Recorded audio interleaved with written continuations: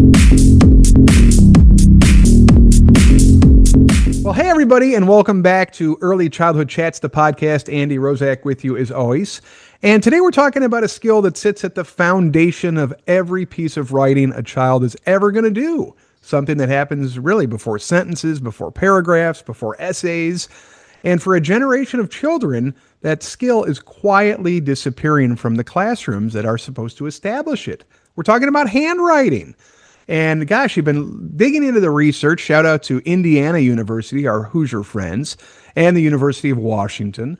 They've consistently shown through research that children who practice handwriting show stronger neuroactivation in regions associated with reading and language than those who just use keyboards.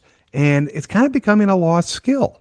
So, it's not nostalgia. This is really about brain development we're talking today.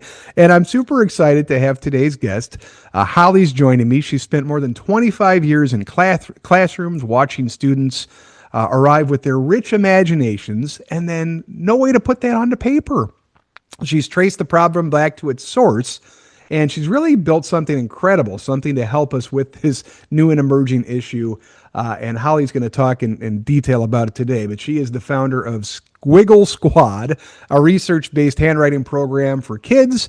And she's going to talk about what early childhood educators need to know about handwriting instruction. And quite frankly, I've been blown away. The window is shorter than what you might think. So we're going to talk specifically about what teachers can do, even starting today, to help bring some of these foundational skills back to the classroom. Holly, thank you so much for joining us and being with us today. Andy, it is such a good pleasure to be here. I'm looking forward to a great conversation.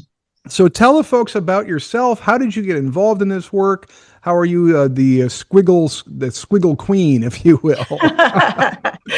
Yeah, it's kind of a funny niche, isn't it? And I did kind of crawl into it. It happened rather organically. But the quick story is my early entrance into education altogether came through educating my own 4 children. Somewhere along the way, I got into the classroom. I was in private school, and in that school, I went into admin and into coaching kindergarten teachers who most of them had either never taught kindergarten or had not been taught some of the fundamental stuff needed to teach kindergarten. So fast forward, then I'm in a public school setting. I'm teaching various classes in 3rd, 4th, and 5th grade. And over and over again, I started bumping up against this problem of kids being able to get their thoughts on paper. And in our world, we call it transcription skills. So how do I get what's invisible in my head and make it visible for not only other people to read, but for myself to read? Because in the end, it becomes a learning tool that kids use their whole life. So as that 5th grade teacher, I was needing to teach the kids higher level learning, and getting their thoughts on paper was so laborious and time consuming that I couldn't get to the lessons I really needed to get to in order to advance these kids. And it wasn't just frustrating for me. It was really frustrating for those kids. So COVID happened. And at that point, I pivoted and went into something I had thought of conceptually when I was coaching down in kinder, namely Squiggle Squad. And the thought in my head was this: I'm going into the second half of my career. What can I do to make a broad difference? And where are the gaps? Where are we seeing big holes that aren't being filled? And that's when we decided to start the company. And I think that I've now been doing this for 6 years, strictly Squiggle Squad, in classrooms, working with kids, and of course, developing the resources. But the concept is new. And the reason we did it instead of me just going to work for another handwriting company, I realized that most of the resources out there are made for kids who already understand letters and have the dexterity needed to write. So everything out there says, here's an H, write an H. Here's a B, write a B. Well, they've pushed academics all the way down into preschool. And those kids don't even know what a B is. They don't know what an H is, and they don't have the motor skills that they need in order to write it. And handwriting's super complex. Yeah. So Squiggle Squad breaks it way apart, and we call it a stroke by stroke approach. And we pull it apart, motor skill and letter learning. So they are still learning what they need to write by hand, but they're not putting it all together until they're developmentally ready to do so. And what's kind of the origin of this? I mean, it seems like we used to teach this and talk about this a lot more. Is it a standards problem? Is it a state by state problem? Is it a national problem? What kind of started all this? It's really good to ponder, and I think that the answer is there's not one answer. So one of the problems is we push down expectations, academic expectations. So now, used to, when we would teach handwriting, historically, we taught it to 6 and 7-year-olds. Mm-hmm. Now we're asking 4 and 5-year-olds to be able to write their name, all 52 letters of the alphabet, their numbers, and now they're asking for sentences. So the complexity, the cognitive complexity, let alone the mechanical, physical complexity, is pushing up against biology. And then the standards come in and they just say, should be able to write the alphabet, but they don't tell you how you get there. They just give you an objective. And so and teachers who have been put, all the stuff put on their plates, have not properly been instructed on what it takes to actually write letters. And they've been given so much more to do. So I think it just got pushed to the periphery. And in doing so, we lost a skill that teachers up the pipeline need and expect the younger year teachers to be teaching. But somehow it's been pushed out. Yeah. Well, and you think about it, like a lot of the energy in early childhood is around like the science of reading and phonetics and all that kind of stuff. You don't often hear too much about handwriting. And no, almost never. Yeah, almost never.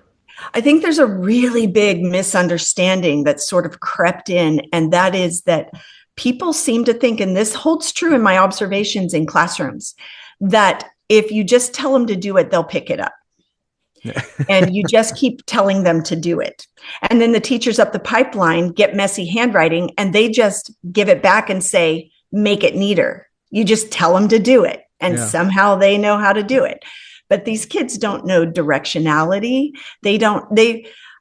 Let's complicate things with the fact that we don't even have chalkboards or even whiteboards at the front of the classroom anymore. That's true. Yeah. So it's not even being modeled. You put a giant screen at the front of all of the kids, and you have a little animation show them how a letter H looks when you write it. No hand, no pencil, no paper, no modeling. And then you give them a piece of paper, send them to a back table and say, go practice your handwriting. Yeah, well, I'm kind of probably dating myself, but you can remember the old, I think they were called Elmos, weren't they? The big screens where you would take the dry erase and of course it would get all over your hand, and essentially the teacher would sit at the front of the class and project onto the screen and yes. You'd watch them. Elmo, that was that I had forgotten. You're right. I think that was the name of the company, that made the projectors. Yeah, those are fantastic, by the way. And there are new modern versions of that you don't get ink all over your hand. And those are fantastic in a tier 1 group level instruction. Yeah. Because you can see the hand and the paper and right. Yeah. It's not just some, computer typewriter or keyboard or something, I suppose. So I know that there's, like everything else, you look at, 0 to 5, 90% of the brain's being formed, most active your brain's ever going to be, 1 million synapses a second. Crazy, right? I mean, brain development on steroids. What are you finding from your work? Is there a developmental window for handwriting instruction? I would think there must be. Like if you don't get it in this window, you're going to have a harder time picking it up. Well, I think the complication comes in the fact that it's a motor skill, and motoric patterns get solidified with repetition. So Okay. that means that it's not that you can't learn to write a letter later. It's that you're going to have to figure it out on your own, how best to do it, because the teachers aren't going to teach you anymore. And by then, you have ingrained motor habits that are counter effective for writing fluency. And some of those examples are, and I'm sure your audience will attest to this, are bottom to top. So the kids will write what letters should be going top to bottom. And I'll get into why that's important here in just a minute. And clockwise instead of counterclockwise. And when we are writing across a piece of paper, those of us that were taught how to write directionally properly, we write with that left to right fluid motion. And it's not just because we know cursive. It actually starts in print. But we don't know why. Children are born with the propensity, the bent, the biological bent to write bottom to top and clockwise. So if you never train them otherwise, they are likely going to have inefficient motor patterns that sort of stop up their fluid writing. And when that happens, later they can become really fast at writing poorly. But there is an element of efficiency that is lost.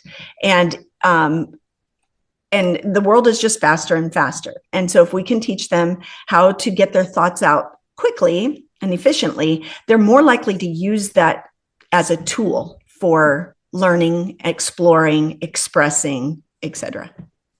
So I know some of the teachers struggle with the whole pencil grip, right? Like, the pressure and how do you do it and how do you put the fingers? And I remember, gosh, back in the day, they would have those, I don't know, I guess they were plastic or rubber or whatever. They would like slide on the pencil and be like, Andy, hold your fingers like this.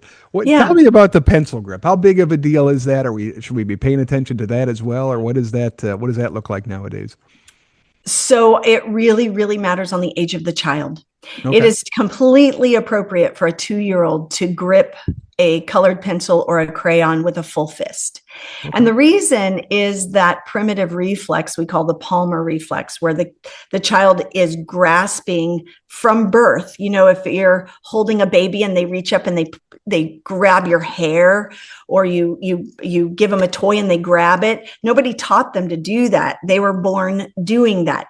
So integrating that reflex by crawling is one of the first ones, where the palm is flat and there's pressure on the base of the hand. Over time, biology starts to take care of that, and slowly but surely that palm opens up and they're able to get more manipulation, conscious manipulation of their hand. And we watch that as parents. We watch that happen. We watch when they learn how to pinch Cheerios or grab, open and close their hand over the top of, say, a climbing bar. You know, those are all really, really important activities that help with developing the motor skills that they're going to need for handwriting. So that's when we say play is so important. That's why we need them. We need their hand strength to be developed. We need their dexterity to be developed. We need them pinching and pushing and sorting, so that all of those little fingers are working independent of one another. One of the reasons people have a trouble with pencil grip is sometimes they're just putting a pencil in a child's hand too early and expecting them to have the precision necessary to write letters. So sometimes it's just a weight issue. Okay. If they're a little bit older, we are seeing more and more in my assessments in classrooms, we are seeing more and more lack of hand strength and very, very awkward pencil grips. And I think it's for two reasons. One, all of the digital stuff that's going on and a lot of index finger swiping that happens. So they're keeping that palm closed all the time. and they're not playing outside, so they don't have a lot of exposure to those other kinds of movements. The second is what I lost myself. Digital screens and fingers, and not using the pencil grip in the proper way. So one is a lack of play outside, right? And not Dexterity.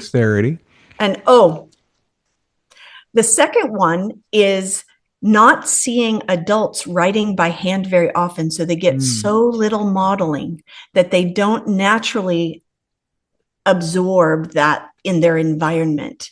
And for us growing up, we watch a teacher on the chalkboard or a teacher on a dry erase board. Yeah. She's physically holding that pencil or chalk. Now, chalk, it is a little different in that chalk was not held like a pencil, but you were seeing the motion and the directionality over and over and over again. You're also making the connection, and this is getting off topic just a little bit, but you're making the connection between sound and symbol. So as she's writing, she writes, John plays with Jane. And she's saying it as she's writing it. So the child is picking up on the fact that the thing she's saying with her mouth is being symbolized in writing on the board. We've lost all of that visual. We 100% have. That's crazy, huh? It's crazy. So just to finish up the pencil grip thought real quick, in terms of grips, what kinds of grips you might need and whether or not you need them at all. I always say, don't create a habit you have to break. So don't have them do it. If you're having to do it super right away off the bat, reevaluate where that little kid is, and maybe they need just a fatter pencil or a shorter pencil or a crayon. You don't have to go straight to pencil. You might want to give them a little more time. That's just a general thought. And secondly, also evaluate if you're going to use pencil grips. Let's say the child is 7 or 8 years old and you want to use pencil grips. Also evaluate why. Do they need work on their dexterity outside of handwriting? Do they need work on their hand strength outside of handwriting? Do they need modeling? Do they just not really get how you're supposed to hold a pencil? I remember when I was learning how to golf, and the woman that was teaching me would come over next to me and she would put her hands on my hands and she would grip around the golf club, and she would have me physically copy her grip. And I needed that because there was something about the connection between my brain and my fingers that hadn't made the real connection. We need kids to make that physical connection with their brain. And sometimes it takes some strategizing. Well, it makes a lot of sense. So I'm kind of hearing you say, like, look, if you're teaching a bunch of 2-year-olds, 3-year-olds, like, don't beat yourself up a lot about this. No. Like, no. Rest assured that you are teaching them handwriting when you help them form letters with Play-Doh. Okay. Or when you have them sifting sand in the sandbox. You are teaching them handwriting. Well, and that also kind of bridges pretty nice about, just all the play stuff, right? I mean, we've shifted away in many ways from, traditional, like, sit down and do a worksheet to almost like, play-based learning in many different aspects, right? So I was kind of thinking last night, is there a version of handwriting instruction that fits naturally with this new play-based environment that we've all moved to? Oh, thanks for the softball. That was, let me tell you, it's exactly why we created Squiggle Squad, because when you separate the motor skill from the letters, you can play to your heart's content and know that you're working towards an objective of writing, transcription skills for those kids. So yes, you are, by doing the motor skills necessary to hold a pencil and move it, manipulate it precisely to write a letter, not draw a shape, which is part of the play and part of what you want to be, using to teach them.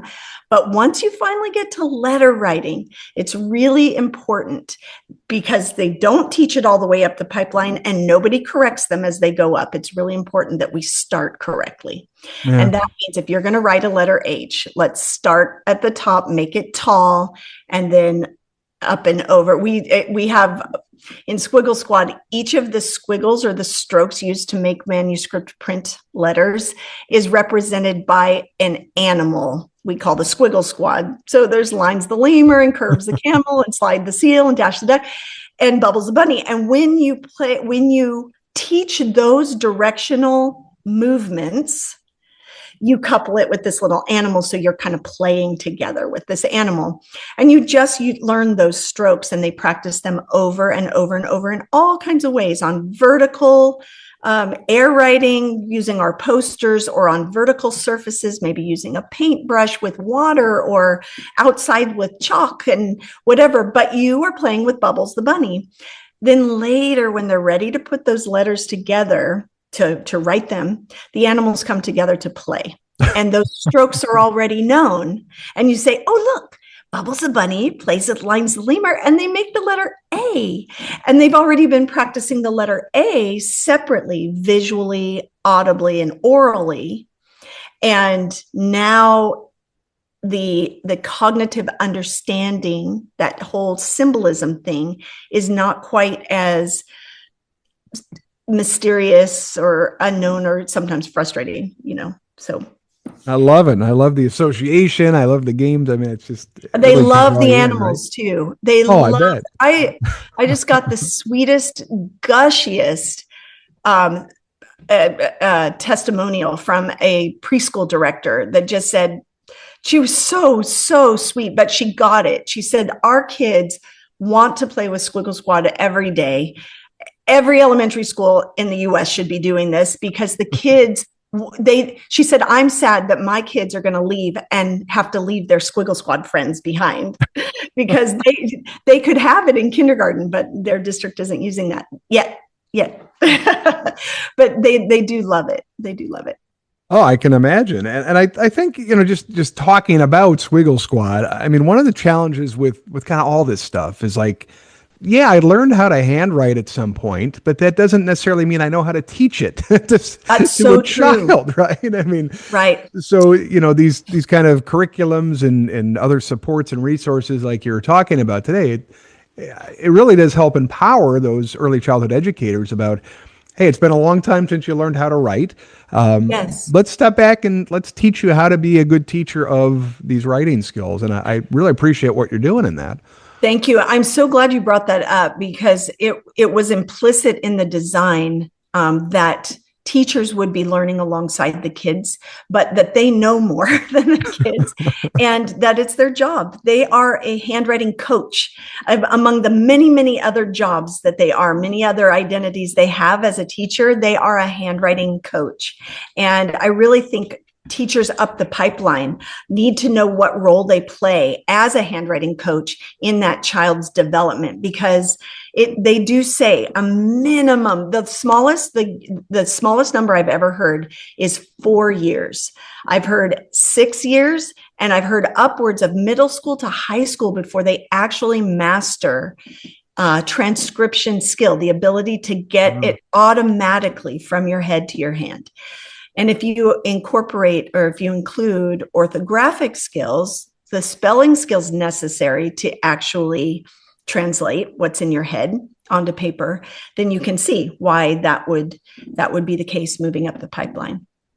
Well, it's so interesting. You talked before about like the modeling and you're just thinking as an adult, I'm not writing a lot of stuff. I mean, I don't write checks really anymore. Maybe one check a month, maybe. Yeah. If I'm taking a note, it's usually on the keyboard or on my phone or transcribe it or something, so yeah. Even just thinking as a father, like, I don't know that I'm modeling it very well at home, quite frankly. So thank you for opening my eyes to that. Yeah. And you might find as your kids write more, getting down alongside them, pulling out a piece of paper and writing what they're writing in the way that they're supposed to write it. That's the other thing that we're not very good at, is we're not very consistent.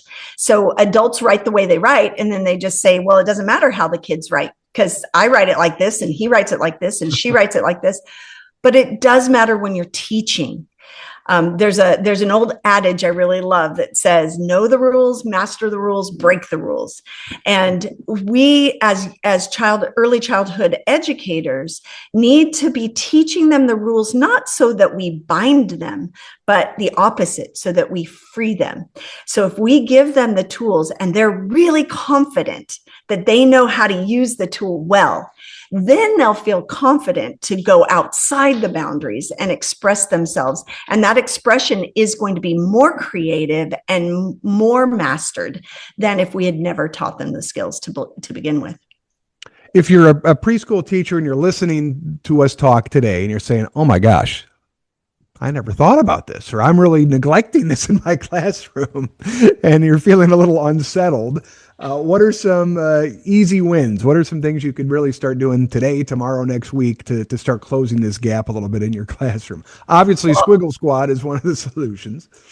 Well, I would say that a lot of your teachers are probably intuitively and professionally doing the things that will help with handwriting. The first thing I might say is do it intentionally.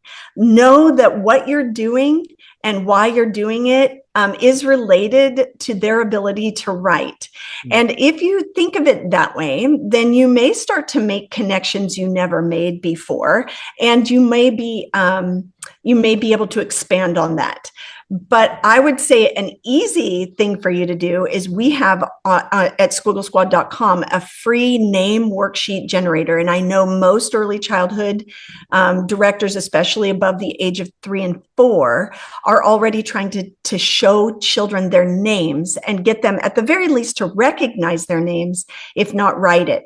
The problem has been over the years that we actually are just asking them to make their name, and we don't care too much. We haven't in the past cared too much about how they do it. So we'll do all caps. We'll do a mix of caps and lowercase. They'll do bottom to top. They'll do clockwise circles. And as long as it looks kind of like their name, we give them a star, a high five, and you're on your way. The problem is it's never corrected up the pipeline. And I had 5th graders that looked like their name looked like preschool. So the name worksheet generator actually puts it on 3 lines, gives you a capital and lowercase letters to follow, and it gives you in different versions. It gives you a finger trace version. It gives you what we call our pencil path, which gives them a little bit of wiggle room, but we still ask them to write it with a pencil. Or it gives them dots or like dashed line. So, and that would be only for kids who are more precise and ready to go on to that. But we want them to succeed. So we give them different versions, and you can laminate that and have them do it with dry erase or shape their Play-Doh around their name. That would be learning the letter. And then when they're learning to write the letter, you teach them using Squiggle Squad, top to bottom, up and over, whatever your kids' letters are. There'll be a combination of strokes that go to make those letters. I love this. And kind of bridging that gap, if you're a parent and you're listening, are there some things you could be doing at home as well? Same exact thing. And just be intentional about it. They also have access to the free name worksheet generator, which is a lot of fun. It's also an introduction to the Squiggle Squad. So then the really neat thing about that is not only is it fun for the kids, but it gives teachers and parents a vocabulary around writing instruction that stays consistent, and the kids understand it because they've made those connections. So when used over the course of several years, you don't even have to go back and show them how to write it. You can just say, is that how Dash the Duck does it? I don't think, let's do it the way Dash likes. And they erase it and they know right away what you're talking about because you've gone through the motion of doing that left to right horizontal line so many times, and they associate it with their little squiggle friend. Oh, I love it. I love it. Well, it's certainly a changing world that we're living in. And yes. I know you've been obviously doing this work for a long time. What's going to happen here? Are you optimistic about all this AI stuff and more stuff coming on screens and like what? Put on your magic hat here and kind of foresee into the future a bit. I don't know what's going to happen, but I'm a little concerned about the way the conversation is shifting a bit and losing some more of those foundational, not just handwriting, but everything, mathematics and even just social interactions, talking to people and having those kind of skills. What do you think? How is this going to play out in the future with all this new technology we're seeing on a daily basis? Yeah, I have the same worries. The thing that I would love for your audience to know is it is going to take an army of us that work with little kids to say, listen, this is not about convenience. This is about thinking. We are robbing the brain of opportunity to learn how to think. And as you mentioned at the beginning of the podcast, there are billions of neurons in the brain when the baby is born that have no connection at all. And will get pruned because biology is a use it or lose it mechanism. Mm-hmm. And they will, it's not that they are using AI as a tool. They are using AI. They are offloading thinking onto AI, and that's dangerous for the human race. Okay. Handwriting, as innocuous as it seems, as low on the totem pole as it seems, it is deeply human. And for us to not teach that human skill is, to me, as awful as not teaching them how to read. And by the way, there's a lot of that happening too, where we're having audiobooks reading to them. And then we wonder why they can't read when they go to college. Well, we're not teaching the brain how to do it. So this is all brain training. And it's going to take more than just, Squiggle Squad. Squiggle Squad is a tool for this army of early childhood educators, but it's going to take loud voices, emphatic positions on this if we're going to win this race. And I don't know what's to come. It's sometimes I have days where I feel very encouraged and I have days where I'm very disheartened. And I will say that I think one of the dangerous things is the people making the decisions have not been in an early childhood classroom since they were 5. And so they are not working with children and understanding the developmental needs of these babies. So I think it's us down here that are teaching the babies up until, especially up until like 2nd grade. That army has got to be louder, stronger, and more effective at what we're doing.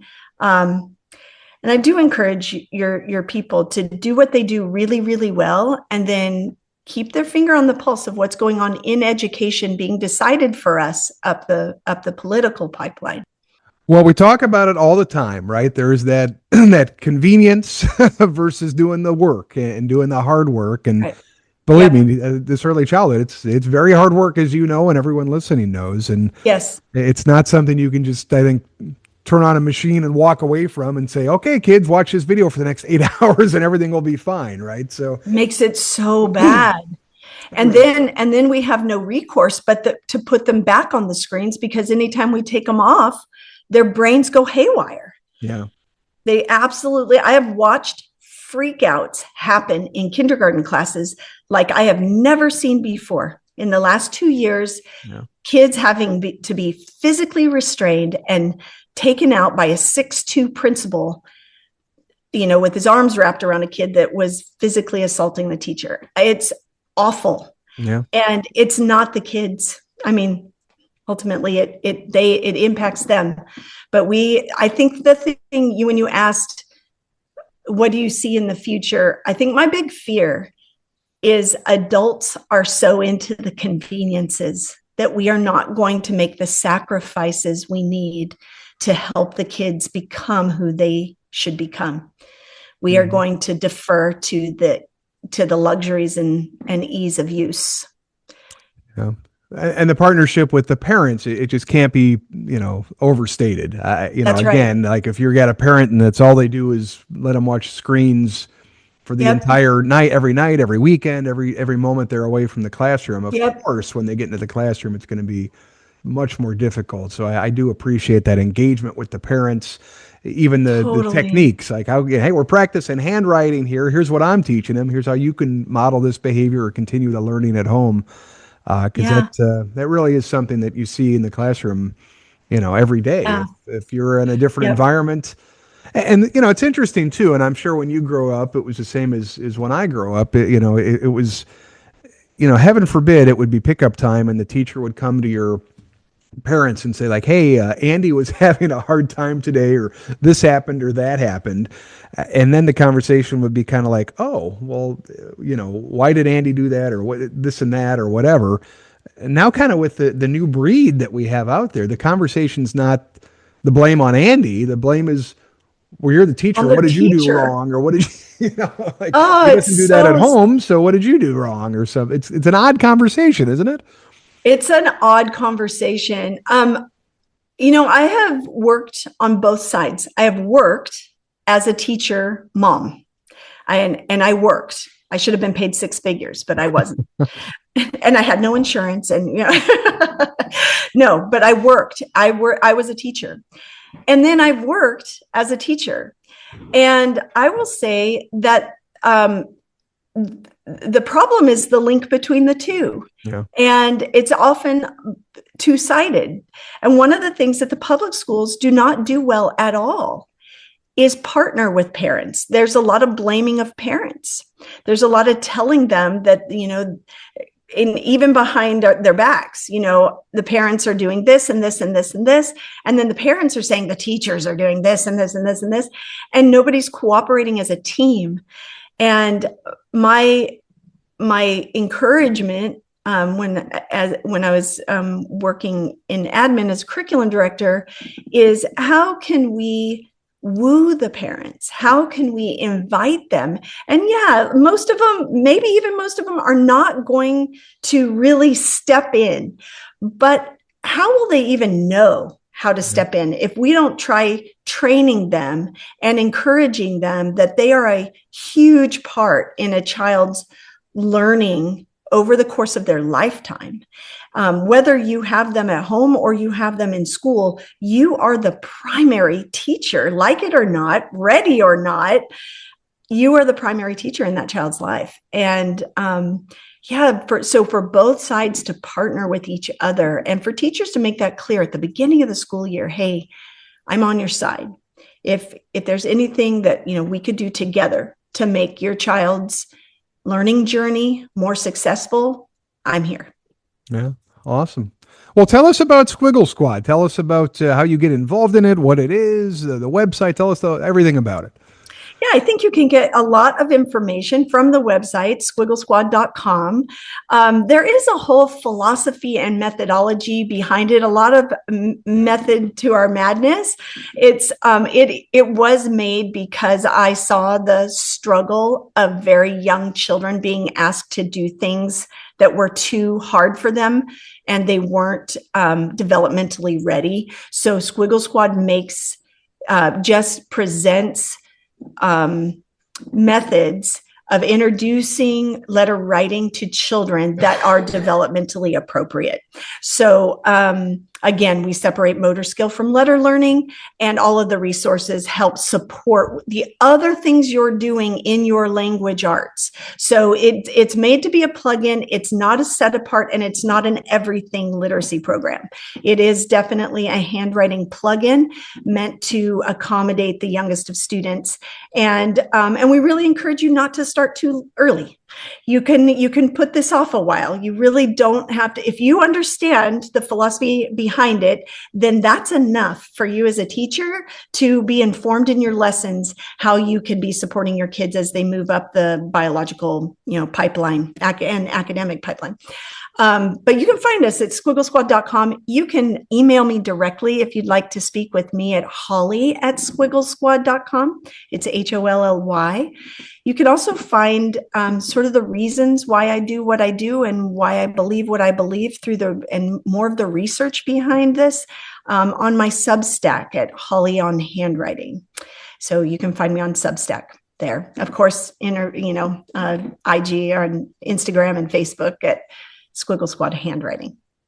Well, I absolutely love it. Thank you so much for paying attention to this critical issue and raising awareness on it and all the work that you're doing. It's one of those things that, you hate to see this kind of foundational piece disappear, but without advocates, without knowledge, without continuing to talk about the importance of it, it is a worry, correct? So it is a concern for sure. And Andy, I'm going to encourage you to start handwriting more.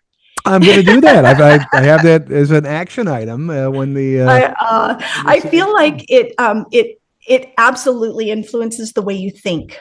It minds the places in our brain that we don't often tap into, and even the most mastered of writers will still go back to handwriting to get ideas out that they might not otherwise get out on paper. So it is a way of thinking.